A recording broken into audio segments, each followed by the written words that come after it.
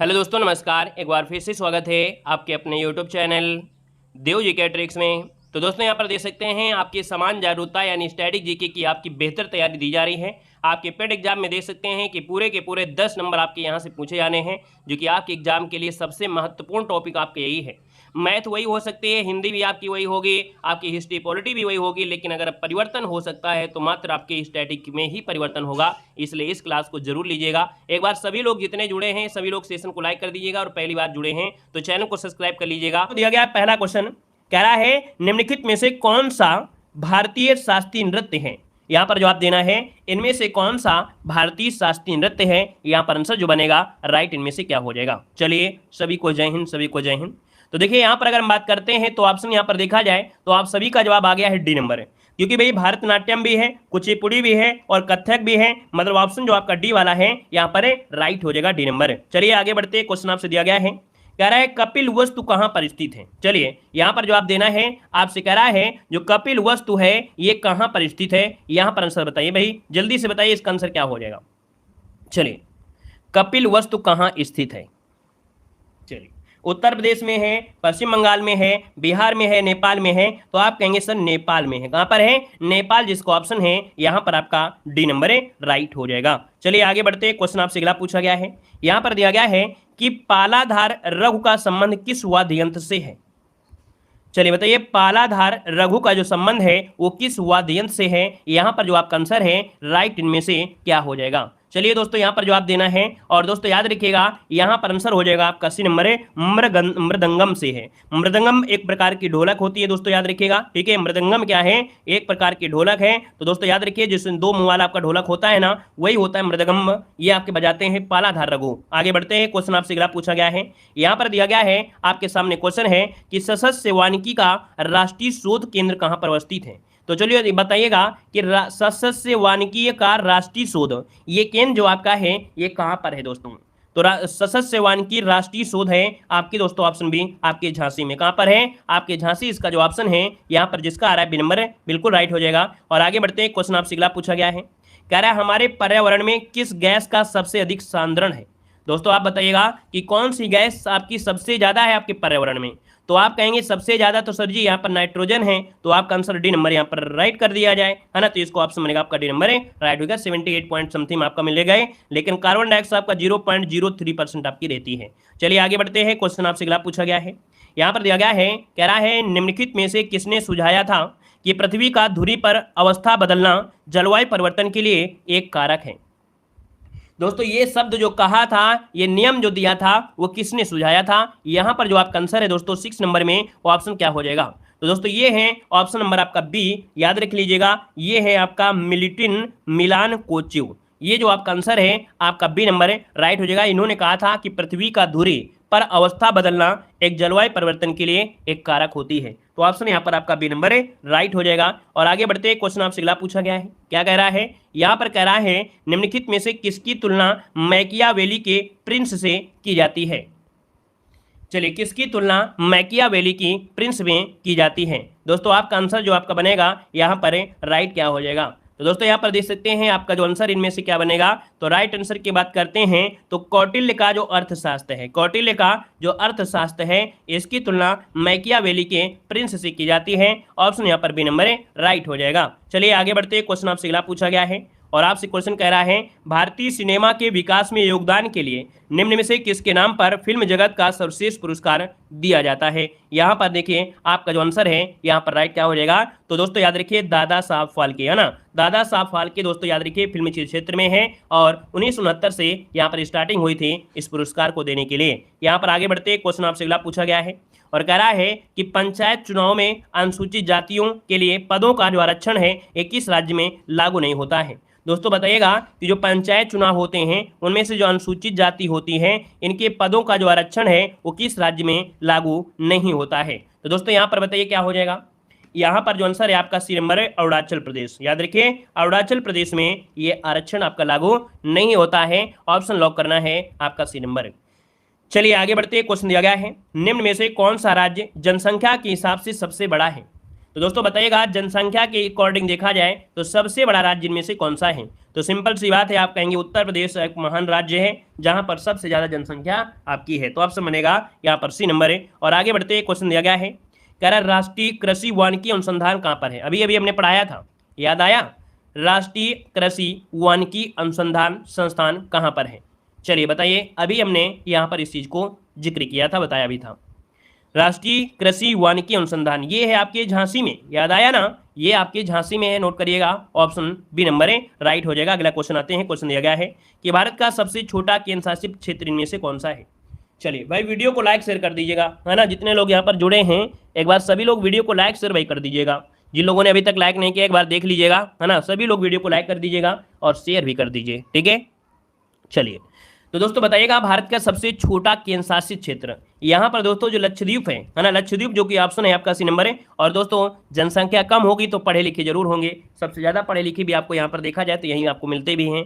यहाँ पर आगे बढ़ते क्वेश्चन आपसे दिया गया है, राज्य वित्त आयोग जो आपका है कैसा है। राज्य वित्त आयोग ये कैसा आपकी संस्था है। तो दोस्तों राज्य वित्त आयोग इसका संविधान में जिक्र किया गया है, अर्थात ये संवैधानिक संस्था है। क्या है, ये एक संवैधानिक संस्था है।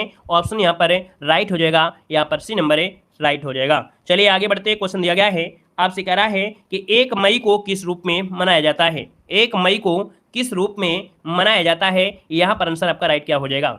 दोस्तों 1 मई की बात किया है तो दोस्तों याद रखिएगा 1 मई को मनाते हैं अंतर्राष्ट्रीय श्रमिक दिवस। क्या मनाते हैं, अंतर्राष्ट्रीय श्रमिक दिवस मनाया जाता है। आपका आंसर बी हो जाएगा, राइट। अगर पूछे अंतर्राष्ट्रीय महिला दिवस कब मनाते हैं तो अंतर्राष्ट्रीय महिला दिवस मनाते हैं 8 मार्च को। कब मनाते हैं, 8 मार्च को मनाते हैं। वहीं पर विश्व पर्यावरण दिवस 5 जून को मनाया जाता है। और वहीं पर स्वास्थ्य दिवस जो कि बहुत एमपी है 7 अप्रैल को मनाया जाता है, विश्व स्वास्थ्य दिवस मनाया जाता है। क्लियर हुआ। आगे बढ़िए, क्वेश्चन आपसे दिया गया है, इनमें से कौन सा वियतनाम की राजधानी है। वियतनाम की राजधानी पूछा गया है दोस्तों, जवाब देना है, क्या हो जाएगा। चलिए यहां पर देखिए वियतनाम की राजधानी है हनोई। क्या है, हनोई, जो कि ऑप्शन बनेगा यहां पर भी नंबर है, राइट हो जाएगा, हनोई हो जाएगा, हनोई। आगे बढ़ते हैं, क्वेश्चन आपसे दिया गया है कि संयुक्त राष्ट्र शैक्षिक वैज्ञानिक तथा सांस्कृतिक संगठन अर्थात यूनेस्को का मुख्यालय स्थित है। बताइएगा यूनेस्को का मुख्यालय, हमने ये टॉपिक पढ़ा दिया है, आपको याद है ना, यूनेस्को वगैरह मतलब जो भी ये टॉपिक है, अनुसंधान संगठन है, ये सब चीजें हमने पढ़ा दिया है। तो चलिए बताइएगा यूनेस्को का मुख्यालय जो आपका है कहाँ पर है। तो दोस्तों ये कहाँ पर है, आपके पेरिस, जो कि आपके फ्रांस, जिसका आंसर आ रहा है यहाँ पर नंबर है, राइट हो जाएगा दोस्तों, ये आपके कहाँ पर है, पेरिस में है। चलिए आगे बढ़ते, क्वेश्चन दिया गया है, कह रहे हैं पौध संरक्षण संगरोध एवं भंडारण निदेशालय जो अवस्थित है ये कहाँ पर अवस्थित है। पौधों का जो संरक्षण है उनका संगरोधक है, भंडारण है, ऐसा निदेशालय जो आपका है फरीदाबाद में है। कहाँ पर है, फरीदाबाद। इसका जो ऑप्शन है आपका सी नंबर है, राइट हो जाएगा, फरीदाबाद में। आगे बढ़ते हैं, क्वेश्चन दिया गया है कि महावीर स्वामी का जो जन्म हुआ ये कहाँ पर हुआ था। महावीर स्वामी का जो जन्म हुआ ये कहाँ पर हुआ था। क्वेश्चन नंबर 18 यहाँ पर लॉक किया जाए। दोस्तों क्वेश्चन नंबर 18 की अगर बात करते हैं दोस्तों, यहाँ पर देखिए यहाँ पर महावीर स्वामी का जन्म पूछा गया है। चलिए बताइए क्या कर दिया जाए, शुद्ध जगह बताइए, महावीर स्वामी का जन्म कहाँ हुआ था। चलिए दोस्तों यहाँ पर देखिए वैशाली में हुआ था, है ना, याद रखिए, कुंडल ग्राम, मतलब वैशाली गणतंत्र के कुंडल ग्राम में हुआ था। तो यहाँ पर जब आपका दिया है कुंडल ग्राम तो आप कुंडल ग्राम कर दीजिए, वैसे आपका डायरेक्ट दिया है तो वो आप वैशाली भी कर सकते थे, लेकिन आपका यहाँ पर ये भी दे दिया गया है, क्या, यहाँ पर कुंडल ग्राम भी दे दिया है तो हम लोग कुंडल ग्राम कह देंगे। वैसे आपका वैशाली के पास हुआ था, क्या, वैशाली के पास हुआ था, लेकिन जगह दे दिया है कुंडल ग्राम तो हम कुंडल ग्राम कर देंगे। हमने आंसर यहाँ पर डी ही लगाया है ना, मतलब ए नंबर आपका है, लेकिन आपका अगर ना होता तो आप लोग डी लगा सकते थे। चलिए आगे बढ़िएगा कि रविन्द्रनाथ टैगोर ने किस शास्त्रीय नृत्य को पुनर्जीवित करके उसे केरल के अतिरिक्त बंगाल में भी लोकप्रिय बनाया। तो दोस्तों ये जो रविन्द्रनाथ टैगोर हैं इन्होंने शास्त्रीय नृत्य को पुनर्जीवित किया है और उसे केरल के अतिरिक्त बंगाल में भी क्या किया है, लोकप्रिय बनाया है।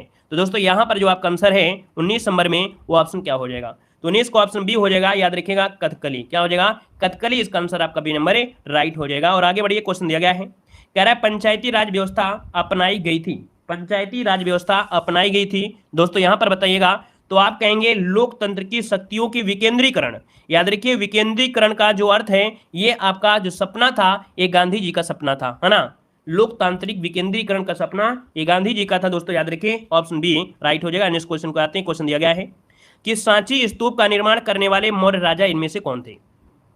सांची स्तूप का जो निर्माण करवाया इनमें से किसने करवाया था।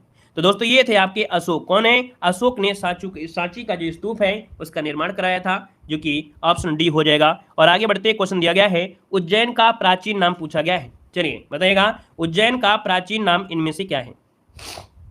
नोट करिएगा, उज्जैन का प्राचीन नाम था अवंतिका। क्या नाम था? अवंतिका, जो कि ऑप्शन है यहाँ पर बी नंबर है, राइट हो जाएगा, अवंतिका हो जाएगा। और आगे बढ़ते क्वेश्चन दिया गया है, निम्नलिखित में से कौन सर्वाधिक तापन उत्पन्न करने में योगदान नहीं करता है? देखो नहीं शब्द आपसे लगा दिया है, ग्लोबल वार्मिंग में कौन सा है गैस जो जिम्मेदार नहीं है? चलिए देखिए 23 नंबर की अगर बात करते हैं दोस्तों, यहाँ पर देखिए, यहाँ पर दिया गया है मीथेन, कार्बन डाइऑक्साइड और जलवाष्प। सल्फर तथा नाइट्रोजन ऑक्साइड ये आपके ग्लोबल वार्मिंग में जिम्मेदार नहीं होते हैं। आगे बढ़िए, क्वेश्चन दिया गया है कि धारणी विकास किसके उपयोग के संदर्भ में अंतर पीढ़ीगत संवेदनशीलता का विषय है? क्वेश्चन नंबर जो 24 है ये रट्टा मारने वाला है। ये दोस्तों दिया गया है प्राकृतिक संसाधन, मतलब धारणी विकास किसके उपयोग के संदर्भ में अंतर पीढ़ीगत संवेदनशीलता, ये आपका है प्राकृतिक संसाधन, ऑप्शन आपका ये हो जाएगा। और आगे बढ़िए, क्वेश्चन दिया गया है, भारत का उपग्रह प्रमोचन केंद्र कहां पर है? बताइए कि भारत का उपग्रह प्रमोचन जो केंद्र है ना, ये कहां पर है दोस्तों? ये हरिकोटा में है, याद रखिए हरिकोटा, जो कि ऑप्शन है श्री हरिकोटा, ऑप्शन 2 बनेगा, यहाँ पर सी नंबर है, राइट हो जाएगा। नेक्स्ट क्वेश्चन को आइएगा, क्वेश्चन दिया गया है कि राष्ट्रीय जैविक खेती केंद्र कहां पर है? चलिए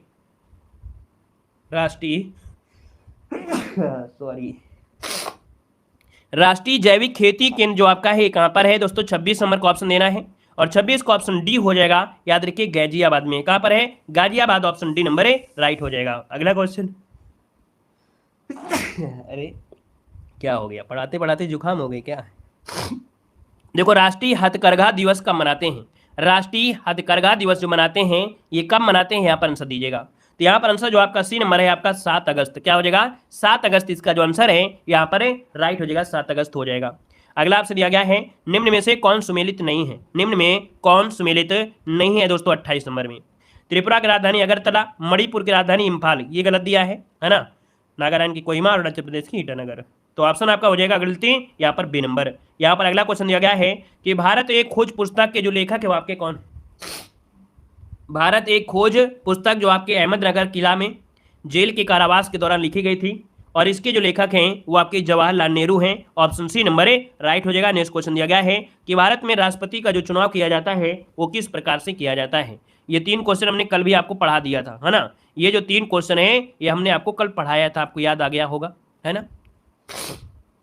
बताइए यहाँ पर जो आंसर है यहाँ पर है राइट क्या हो जाएगा? जल्दी से कमेंट करें। चलिए तो देखिए ऑप्शन यहाँ पर बनेगा कौन सा? एकल संक्रमणीय मत प्रणाली द्वारा या अनुपातिक वाला हो जाएगा, बी नंबर है। यहाँ पर बताइए ए नंबर हो जाएगा, बी नंबर होगा या सी नंबर होगा? कल की क्लास नहीं लिया इसका मतलब है यहाँ पर याद रखिए एकल संक्रमणीय मत प्रणाली द्वारा राष्ट्रपति का चुनाव होता है, ऑप्शन बी राइट हो जाएगा, बी नंबर, ठीक है ना। यहाँ पर देखिए ऑब्जेक्टिव क्वेश्चन आपके यहाँ पर इतने हमने लिया था, लेकिन आज आपको थोड़ा सा यहाँ पर पढ़ना है जो शहर है और उनके उपनाम पढ़ना है, ठीक है। देखो दिया गया है आपसे कि उज्जैन जो कि मध्य प्रदेश में है इसे मंदिरों का शहर कहा जाता है। क्या कहा जाता है? इसे मंदिरों का शहर कहा जाता है, याद रखिएगा। वहीं पर जो त्रिवेंद्रम है ये तिरुवनंतपुरम केरल में पड़ता है, इसे मूर्तियों का शहर और भारत का सदाबहार शहर कहते हैं, याद रखिएगा। भारत का सदाबहार शहर जो कहते हैं या मूर्तियों का शहर, ये केरल में त्रिवेंद्रम को कहा जाता है। अगला है यहाँ पर उगते हुए सूर्य की भूमि, दोस्तों याद रखिएगा उगते हुए सूर्य की भूमि ये ईटानगर जो कि आपका अरुणाचल प्रदेश में है, याद रखिएगा। और अगला है steel city of India. Steel city of India ये भिलाई जो कि आपकी छत्तीसगढ़ में आपकी है। मंदिरों का शहर किसे कहते हैं? तो मंदिरों का शहर दोस्तों दिसपुर जो कि आपके असम में आपका है। घाटों का शहर वो आपकी वाराणसी वाला है। अगला दिया गया है यहाँ पर दोस्तों पर्ल सिटी या भारत का पर्ल हार्बर कहाँ पर है? तो भारत का पर्ल हार्बर ये आपका तूतीकोरिन है। कहाँ पर है? ये तूतीकोरिन आपका हो जाएगा। अगला है पूर्व का वेनिस। पूर्व का वेनिस है आपका अल्लापुझा जो कि आपकी केरल में पड़ता है। भगवान का बगीचा किसे कहते हैं? बताइएगा। भगवान का जो बगीचा है ये है दोस्तों आपका वायनाड जो कि आपके केरल में पड़ता है। वायनाड जिला जो कि आपके केरल में पड़ता है। और अगला है मसालों का शहर। दोस्तों मसालों का शहर कहा जाता है आपके कोझीकोड को जो कि आपके कालीकट केरल में आपका है। और अगला है केरल का प्रवेश द्वार या अरब सागर की रानी या मसालों का शहर। तो दोस्तों यहाँ पर देख सकते हैं आपका जवाब हो जाएगा कोची या कोचीन, जो कि आपके कहाँ पर है, आपके केरल में है। अगला है विशाखापट्टनम, जो कि भाग्य का शहर। भाग्य का शहर जो कहा जाता है ये आपके विशाखापट्टनम, जो कि आंध्र प्रदेश में आपका है ना। यहाँ पर जाएंगे आपके भाग्य बदल जाएंगे, आपको दो दो नौकरी एक साथ मिल जाएंगी। ठीक है, नौकरी की बात कर रहे हैं और कुछ नहीं बोल रहे हैं। ठीक है, आगे बढ़िए। क्वेश्चन दिया गया है झींगे का शहर या भारत का दूसरा बारदोली। दोस्तों झींगे का शहर या भारत का दूसरा बारदोली है, ये है दोस्तों याद रखिए आपका भीमावरम, जो कि आंध्र प्रदेश में पड़ता है। आंध्र प्रदेश का सिल्क सिटी ये आपका है आंध्र प्रदेश में दोस्तों, और आंध्र प्रदेश में कहां पर है, तो धर्मावरम आपका हो जाएगा। वहीं पर दिया है लाइम सिटी, ये आपको पढ़ना नहीं, जो आपका जरूरी वो हम आपको पढ़ाएंगे। विजय स्थान कहां पर है, विजयवाड़ा में है। ठीक है, अगला है संस्कृति शहर। संस्कृति शहर ये दोस्तों आपका है राजमुंद्री हो जाएगा। भारत की आध्यात्मिक राजधानी कौन है, तो भारत की आध्यात्मिक राजधानी है तिरुपति, जो कि आपके आंध्र प्रदेश में है। अगला दोस्तों दिया है आंध्र ऊटी आपके मदनापल में है। भारत का पावर हब, भारत का पावर हब जो आपका है वो कोरबा, जो कि आपके छत्तीसगढ़ में है। झीलों का शहर कौन सा है, तो भारत में झीलों का शहर आपका है ये आपका श्रीनगर, जो कि जम्मू कश्मीर में है। लीची का शहर कौन है, तो सबसे ज्यादा लीची जो होती है वो आपके मुजफ्फरपुर, जो कि आपके बिहार में है ना। यहाँ पर अगला दिया गया है नालंदा, जो कि ज्ञान की भूमि कौन है, याद रखिए ज्ञान की भूमि है नालंदा। क्या है, नालंदा हो जाएगा। और अगला है बटर सिटी। बटर सिटी है आपका गुजरात में, जो बारदोली है। ग्रीन सिटी दोस्तों आपका गांधीनगर, जो कि आपके गुजरात में है। भारत का बोस्टन या भारत का मैनचेस्टर, दोस्तों भारत का बोस्टन या भारत का मैनचेस्टर अहमदाबाद गुजरात में आपका है। वहीं पर दिया गया है अगला, कह रहा है मेलिनियम सिटी, ये आपके गुरुग्राम में है। और अगला है बुनकरों का शहर। बुनकरों का जो शहर है ये पानीपत है। क्या है, पानीपत हो जाएगा। अगला है दोस्तों temple city of India. Temple city of India ये आपके भुवनेश्वर, जो कि आपके उड़ीसा में है। अगला आपसे दिया गया है सिल्वर सिटी। चलिए यहाँ पर दिया है सिल्वर सिटी दोस्तों आपके कहां पर है, तो आपके कटक, जो कि आपके उड़ीसा में है। कटक जो कि उड़ीसा में है। और अगला है ट्विन सिटी। ट्विन सिटी दोस्तों जुड़वा शहर। क्या, जुड़वा शहर कहा जाता है, ये आपके सिकंदराबाद और आपके हैदराबाद को कहा जाता है ट्विन सिटी, अर्थात जुड़वा शहर कहा जाता है। Gateway of north east India. Gateway of north east India दिया है, gateway of north east India ये दोस्तों आपका गुवाहाटी है। वहीं पर रैलियों का शहर, यहाँ पर बहुत रैलियां होती हैं, है ना। यहाँ पर बहुत रैलियां होती हैं आपकी कहाँ पर, नई दिल्ली में होती हैं। शाही शहर कौन सा है, पटियाला है। गोल्डन सिटी कौन है, तो गोल्डन सिटी है आपका अमृतसर, जो कि आपके पंजाब में है। अब बगीचों का शहर दोस्तों, बगीचों का शहर तो बहुत होता है, लखनऊ को बोल देते हैं, है ना। यहाँ पर आपका बगीचों का शहर कपूरथला की बोला गया है। और अगला आपसे दिया गया है पावर हब सिटी आपका मंडी हो जाएगा। अगला दिया गया झीलों का शहर। दोस्तों अभी झीलों का शहर एक आपका आया था, कौन सा, सबसे पहले उसको प्राथमिकता देना है ना, उत्तराखंड वाले को। फिर इसके बाद यहाँ पर भोपाल में देना है। मिनी मुंबई कौन सा है, दोस्तों मिनी मुंबई ये है आपका कौन, इंदौर हो जाएगा, इंदौर हो जाएगा। जैसे एक व्यक्ति के नाम हो जाते हैं, है ना, एक व्यक्ति के नाम भी तो हो जाते हैं, कभी कभी देखा है कि नहीं। एक व्यक्ति के नाम राम होगा तो उसको सोहन कभी कर देते हैं, वैसे यहाँ भी होता है। सोया प्रदेश कहते हैं, तो सोया प्रदेश कहते हैं आपके मध्य प्रदेश में। झीलों का शहर देखो यहाँ पर हो गया आपका नैनीताल या उत्तराखंड। अब हमने बताया ऑप्शन के अनुसार इनको सही किया जाता है, क्योंकि एक गाँव को कई प्रकार से लोग बुला सकते हैं। आगे बढ़िए, क्वेश्चन दिया गया पर्वतों की रानी, जो कि पूछा गया था पिछली बार भी। दोस्तों पर्वतों की रानी कहा जाता है मंसूरी को, जो कि उत्तराखंड में है। पूर्व का पेनिस किसे कहते हैं, पेरिस। पूर्व का पेरिस जो कहते हैं वो किसे कहते हैं, तो पूर्व का पेरिस कहा जाता है आपकी पौंडीचेरी, जो कि पुदुचेरी हो जाएगा। अगला है भारत का स्कॉटलैंड किसे कहते हैं, तो भारत का स्कॉटलैंड कहा जाता है कुर्ग, जो कि आपके कर्नाटक में है, कुर्ग जो कि कर्नाटक में है। अगला है भारत की कोयला राजधानी। दोस्तों ये बताइएगा भारत की कोयला राजधानी कौन सी है, तो भारत की कोयला राजधानी है धनबाद, जो कि झारखंड में है। ठीक है, अगला दिया गया है कि भारत का पिट्सबर्ग अर्थात steel city of India, steel city of India ये जमशेदपुर, जो कि आपके झारखंड में है। अगला आपसे यहाँ पर दिया गया है, कह रहा आपसे भारत का पिट्सबर्ग हो गया। अगला दिया गया है कि पूर्व का स्कॉटलैंड किसे कहा जाता है, यहाँ पर दिया है पूर्व का स्कॉटलैंड कहते हैं शिलांग, जो कि आपके मेघालय में है। भारत का चाय का शहर कहते हैं डिब्रूगढ़, जो कि आपके असम में है। भारत का रेशम का शहर कहते हैं भागलपुर, जो कि आपके बिहार में है। और अगला है मैंगो सिटी या आमों का शहर। दोस्तों मैंगो सिटी या आमों का शहर ये होता है मालदा, जो कि आपके पश्चिम बंगाल है। ठीक है, और अगला है पहाड़ियों की रानी। पहाड़ियों की रानी ये आपके दार्जिलिंग, जो कि पश्चिम बंगाल में है। महलों का शहर और डायमंड हर्बल ये आपके कोलकाता में है। ब्लैक डायमंड की भूमि कौन सी है, तो ब्लैक डायमंड की भूमि है आसनसोल, जो कि पश्चिम बंगाल में है। ब्लू सिटी और सन सिटी ये आपके जोधपुर राजस्थान में है। अगला है भारत का पेरिस है ना, और गुलाबी शहर तो ये है दोस्तों आपका जयपुर। कौन हो जाएगा? जयपुर हो जाएगा। और अगला है कि जैसलमेर, दोस्तों भारत की स्वर्ण नगरी, भारत की स्वर्ण नगरी ये है आपका जैसलमेर, जो कि आपके राजस्थान में है। भारत का स्विट्जरलैंड किसे कहते हैं? ये क्वेश्चन पूछा गया था। चलिए, तो भारत का जो स्विट्जरलैंड है वो आपके दोस्तों कश्मीर को कहा जाता है, याद रखिएगा, ठीक है। स्पेस सिटी भारत का गार्डन सिटी, भारत की सिलिकॉन सिटी, साइंस सिटी ये कहा जाता है बेंगलोर, जो कि आपकी कर्नाटक है, ठीक है। और यहां पर आगे बढ़ते हैं, क्वेश्चन आपसे अगला पूछा गया है। यहां पर देखिए अगला पॉइंट आपसे दिया है ऑरेंज सिटी। यहां पर ऑरेंज सिटी कौन सी है? तो आपकी नागपुर है दोस्तों, याद रखिए। 7 टापुओं का नगर या भारत का हॉलीवुड। दोस्तों ये बताइएगा कि जो भारत का हॉलीवुड है, भारत का जो हॉलीवुड है ये कौन है? आपका मुंबई है। कौन है? मुंबई हो जाएगा। दक्खन की रानी किसे कहा जाता है? पुणे को कहा जाता है। अंतरिक्ष का शहर है ये आपके बंगलुरु को कहा जाता है। और अगला है पहलवानों का शहर। दोस्तों पहलवानों का शहर जो कहते हैं वो किसे कहते हैं? कोल्हापुर दोस्तों, जो कि आपके महाराष्ट्र में है, ठीक है। और अगला है सूती वस्त्रों की राजधानी। सूती वस्त्रों की राजधानी कौन सी है? ये आपकी मुंबई है। कौन सी है? मुंबई है। अगला है दुनिया का चमड़ा शहर या उत्तर भारत का मैनचेस्टर। दुनिया का चमड़ा का शहर या उत्तर भारत का मैनचेस्टर कहा जाता है आपके कानपुर, जो कि उत्तर प्रदेश है, यहाँ पर हो जाएगा। अगला दिया गया है ताज का शहर या पेठा नगरी। तो ताज का शहर या पेठा नगरी कहते हैं आपके आगरा, जो कि उत्तर प्रदेश में है। अगला है ईश्वर का वास या प्रधानमंत्रियों का शहर या संगम सिटी। देखिए भैया, ईश्वर का वास बोलते हैं, प्रधानमंत्रियों का शहर भी कहते हैं, और संगम सिटी कहते हैं ये आपका प्रयागराज, जो कि आपका इलाहाबाद हो जाएगा।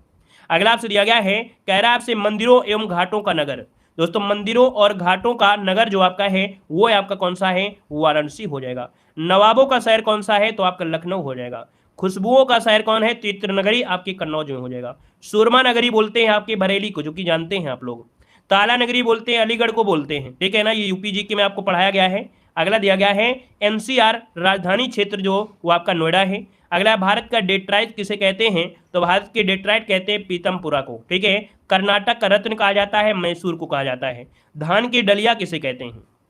चलिए, धान की डलिया ये छत्तीसगढ़ को कहा जाता है। त्योहारों का नगर आपका मदुरै हो जाएगा। और इस्पात नगरी आपकी जमशेदपुर को कहा जाता है, जमशेदपुर को, ठीक है। कह सकते हैं कि आपने क्लास को कंप्लीट किया बेहतर तरीके से, सुपरफास्ट तरीके से, बेहतर क्वेश्चन आपके रहे हैं, दमदार क्वेश्चन रहे हैं। लेवल को थोड़ा और हाई करेंगे, अभी आने दो थोड़ा समय, हम लेवल को थोड़ा हाई करेंगे, ताकि अगर और भी परिवर्तन आपको मिलेगा तो और भी आपको पहले से ही आपको इतना हम ट्रेंड कर देंगे, ठीक है ना। बाकी और जो हम आपको थ्योरी क्लास दे रहे हैं उनको भी लेते रहिएगा, अभी और हम आपको क्लास देंगे, है ना। अभी तो पार्टी शुरू हुई है ना, अभी तो पार्टी शुरू हुई है, और अभी थोड़े फुल फॉर्म में आने दीजिएगा। इसके बाद आप देखिएगा कितनी क्लासें मिलेंगी और दमदार और भी आपकी क्लासें आपकी होंगी, ठीक है। इसलिए पहली बार जुड़े हैं तो चैनल को सब्सक्राइब जरूर कर लीजिएगा। जय हिंद लिख दीजिए भाई, है ना। जितने लोग यहाँ पर जुड़े हैं एक बार सभी लोग जय हिंद लिख दीजिए, और नए हैं तो चैनल को सब्सक्राइब कर लीजिएगा, ठीक है। चलिए, तो और एक बार सभी लोग सेशन को भी लाइक कर दीजिएगा भाई, है ना। देखो क्लास में पूरी क्लास में रहे हैं, है ना। देखो कहा नहीं जाता है, लेकिन अपने मन से आप लोग क्लास के अंत में सभी लोग सेशन को लाइक शेयर कर दिया करें, ठीक है। अगली क्लास हमारी शाम को 6 बजे होगी, जीके जीएस की होगी। तो हम लोग शाम को 6 बजे यहाँ पर मिलेंगे, हमारी और आपकी मुलाकात अगली क्लास 6 बजे होगी, ठीक है। धन्यवाद, जय हिंद, वंदे।